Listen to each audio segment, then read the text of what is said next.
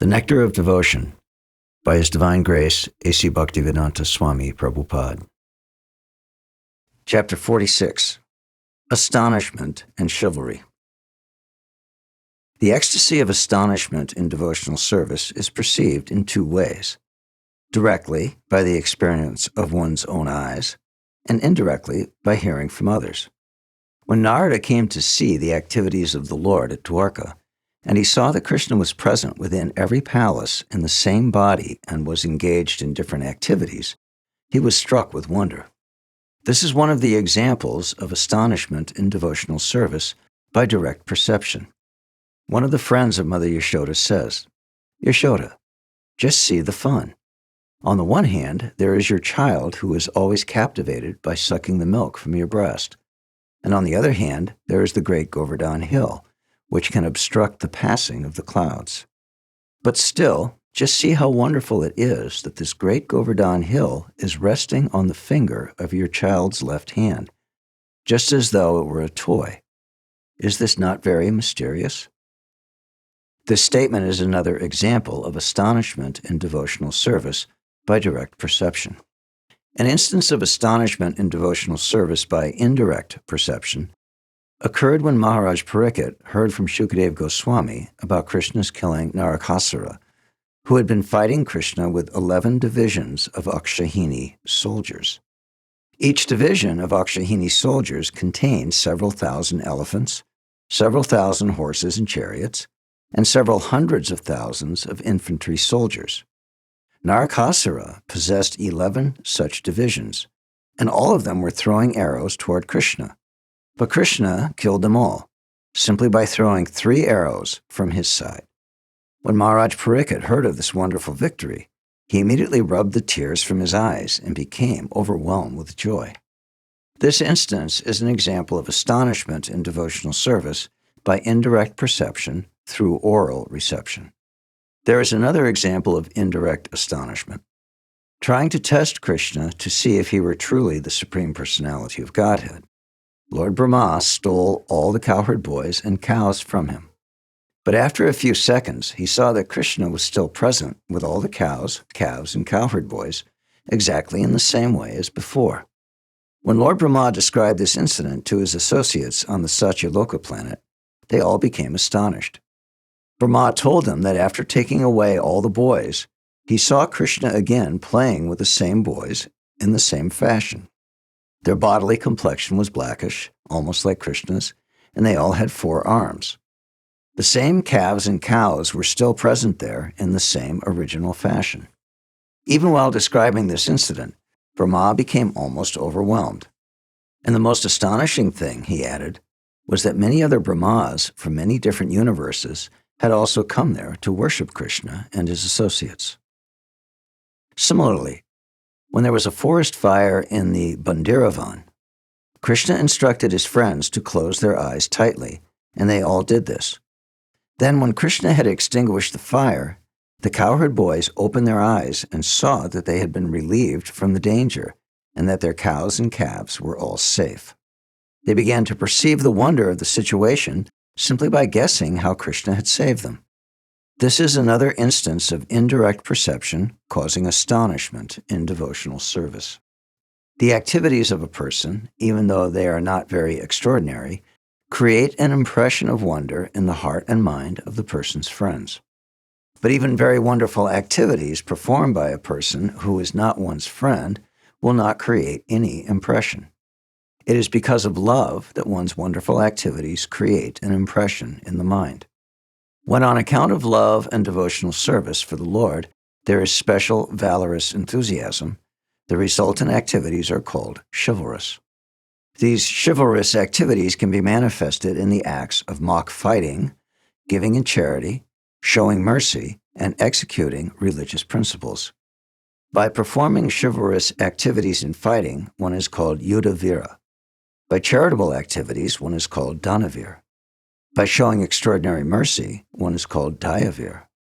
And when one is munificent in executing religious rites, he is called Dharmavir. In all such different chivalrous activities, Krishna is the object. When a friend wants to satisfy Krishna by performing some chivalrous activities, the friend becomes the challenger, and Krishna himself becomes the opponent. Or else Krishna may give audience to the fighting, and by his desire, another friend becomes the opponent. A friend once challenged Krishna thus, "My dear Madhava, you are very restless because you think that no one can defeat you. But if you do not flee from here, then I shall show you how I can defeat you, and my friends will be very satisfied to see this." Krishna and Sridham were very intimate friends, yet Sridham, out of anger with Krishna, challenged him. When both of them began to fight, all the friends on the bank of the Yamuna enjoyed the wonderful fighting of the two friends. They prepared some arrows for mock fighting, and Krishna began to throw his arrows at Sridham. Sridham began to block these arrows by whirling his pole, and by Sridham's chivalrous activities, Krishna became very satisfied. Such mock fighting generally takes place amongst chivalrous persons and creates wonderful excitement for all viewers. There is a statement in the Harivamsa that sometimes Arjuna and Krishna fought in the presence of Kunti, and Arjuna would be defeated by Krishna. In such chivalrous fighting between friends, there is sometimes bragging, self-complacence, pride, power, taking to weapons, challenging, and standing as opponent. All of these symptoms become impetuses to chivalrous devotional service. One friend challenged Krishna thus, "My dear friend Dāmodara, you are an expert only in eating. You have defeated Subala only because he is weak, and you adopted cheating means. Don't advertise yourself to be a great fighter by such action.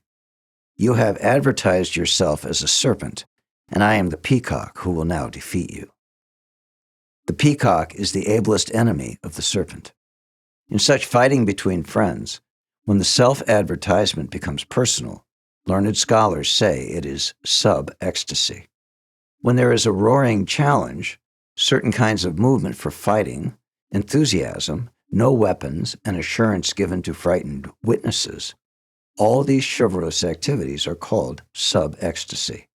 One friend addressed Krishna in this manner, "My dear Madhusudana, you know my strength, yet you are encouraging Bhadrasena and not me to challenge mighty Baladev.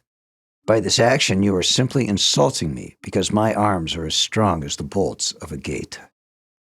A devotee once said, "My dear Lord Krishna, may your challenger, Sridham, become glorious for his chivalrous activities, such as vibrating like a thundercloud and roaring like a lion.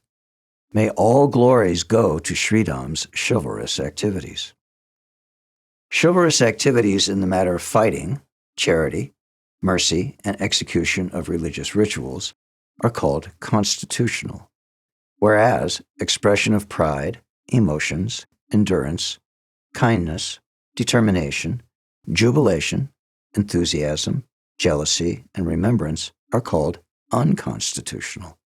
When Stoka Kṛṣṇa, one of the many friends of Krishna, was fighting with him, his father chastised him for fighting with Krishna, who was the life and soul of all residents of Vrindavan. Upon hearing these chastisements, Stoka Kṛṣṇa stopped his fighting. But Krishna continued to challenge him, and thus, in order to meet the challenge, Stoka Kṛṣṇa took his pole and began to display his dexterity by whirling it. Once Sridham challenged Bhadrasena and said to him, "My dear friend, you needn't be afraid of me yet.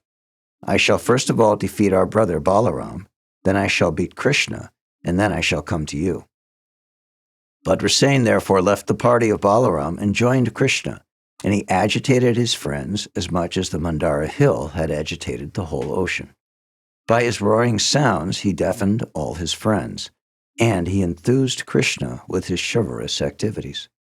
Once Krishna challenged all his friends and said, "My dear friends, just see, I am jumping with great chivalrous prowess. Please do not flee away." Upon hearing these challenging words, a friend named Varutapa counter-challenged the Lord and struggled against him. One of the friends once remarked, "Sudam is trying his best to see Dāmodara defeated, and I think that if our powerful Subala joins him, there will be a very beautiful combination, like a valuable jewel bedecked with gold." In these chivalrous activities, only Krishna's friends can be the opponents. Krishna's enemies can never actually be his opponents. Therefore, this challenging by Krishna's friends is called devotional service in chivalrous activities. Danavir, or chivalry in giving charity, may be divided into two parts: munificence and renunciation. A person who can sacrifice everything for the satisfaction of Krishna is called munificent. When a person desires to make a sacrifice because of his seeing Krishna, Krishna is called the impetus of the munificent activity. When Krishna appeared as the son of Nanda Maharaj, in clear consciousness, Nanda Maharaj desired all auspiciousness for his son and thus began to give in charity valuable cows to all the Brahmins. The Brahmins were so satisfied by this charitable action that they were obliged to say that the charity of Nanda Maharaj had excelled the charity of such past kings as Maharaj Prithu and Nriga.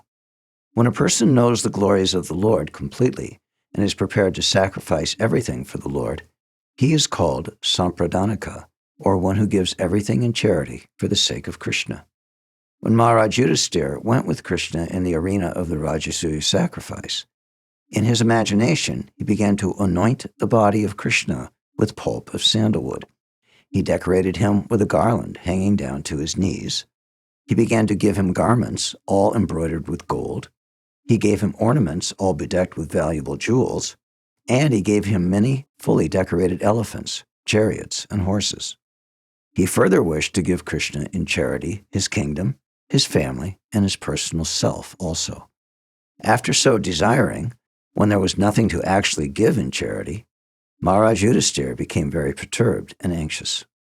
Similarly, Maharaj Bali once told his priest, Shukracharya, "My dear sage, you are fully expert in knowledge of the Vedas, and as such, you worship the Supreme Personality of Godhead, Vishnu, by Vedic rituals.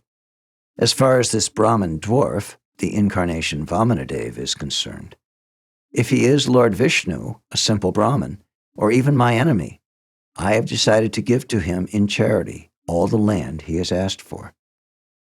Maharaj Bali was so fortunate that the Lord extended before him his hand, which was reddish from touching the breast of the goddess of fortune, who was always smeared with red kumkum powder. In other words, although the personality of Godhead is so great that the goddess of fortune is always under his command for enjoyment, he still extended his hands to take charity from Maharaj Bali. A person who wants to give everything in charity to Krishna, but does not want anything in return, is considered the real renouncer. Thus, a devotee will refuse to accept any kind of liberation, even if it is offered by the Lord. Real love of Krishna becomes manifested when Krishna becomes the recipient of charity and the devotee becomes the giver. In the Hari Bhakti Sudodaya, there is another example forwarded by Maharaj Dhruva. He says there, "My dear Lord, I have practiced austerities and penances because I was desiring to receive something from you. But in exchange, you have allowed me to see you, who are never visible even to the great sages and saintly persons. I had been searching out some pieces of broken glass, but instead I have found the most valuable jewel. I am therefore fully satisfied, my Lord. I do not wish to ask anything more from your Lordship." A similar statement is to be found in the 3rd canto of Srimad Bhagavatam, 15th chapter, 48th verse. The 4 sages headed by Sanaka Muni addressed the Lord as follows: "Dear Supreme Personality of Godhead, your reputation is very attractive and free from all material contamination. Therefore, you are worthy of being glorified and are actually the reservoir of all pilgrimages. Auspicious persons who are fortunate enough to be engaged in glorifying your attributes and who actually know what your transcendental position is, do not even care to accept liberation offered by you. Because they are so transcendentally enriched, they do not care to accept even the post of Indra, the heavenly king. They know that the post of the King of Heaven is also fearful, whereas for those who are engaged in glorifying your transcendental qualities, there is only joyfulness and freedom from all danger. As such, why should persons with this knowledge be attracted by a post in the heavenly kingdom?" One devotee has described his feelings about the charity exhibited by King Mayuradhwaj. I am faltering even to speak about the activities of Maharaj Mayuradhwaj, to whom I offer my respectful obeisances. Mayuradhwaj was very intelligent, and he could understand why Krishna came to him once in the garb of a Brahmin. Krishna demanded from him half of his body, to be sawed off by his wife and son, and King Mayuradhwaj agreed to this proposal. On account of his intense feeling of devotional service, King Mayuradhwaj was always thinking of Krishna, and when he understood that Krishna had come in the garb of a Brahmin, he did not hesitate to part with half of his body. This sacrifice of Maharaj Mayuradhwaj for Krishna's sake is unique in the world, and we should offer our all respectful obeisances to him. He had full knowledge of the Supreme Personality of Godhead in the garb of a Brahmin, and he is known as the perfect Dhanavir, or renouncer. Any person who is always ready to satisfy Krishna and who is always dexterous in executing devotional service is called Dharmavir, or chivalrous in executing religious rituals. Only advanced devotees performing religious, ritualistic performances can come to this stage of Dharmavir. Dharmavirs are produced after going through the authoritative scriptures, following moral principles, being faithful and tolerant, and controlling the senses. Persons who execute religious rituals for the satisfaction of Krishna are steady in devotional service, whereas persons who execute religious rituals without intending to please Krishna are only called pious. The best example of a Dharmavir is Maharaj Yudhisthira. A devotee once told Krishna, "My dear Krishna, O killer of all demons, Maharaj Yudhisthira, the eldest son of Maharaj Pandu, has performed all kinds of sacrifices just to please you. He has always invited the heavenly king, Indra, to take part in the yajnas, sacrifices. Because King Indra was thus absent so often from Sachi-Devi, she had to pass much of her time pining over Indra's absence with her cheeks upon her hands." The performance of different yajnas for the demigods is considered to be worship of the limbs of the Supreme Lord. The demigods are considered to be different parts of the universal body of the Lord, and therefore the ultimate purpose in worshiping them is to please the Lord by partially worshiping his different limbs. Maharaj Yudhisthira had no such material desire. He executed all sacrifices under the direction of Krishna, and not to take any personal advantage from them. He only desired to please Krishna and was therefore called the best of the devotees. He was always merged in the ocean of loving service.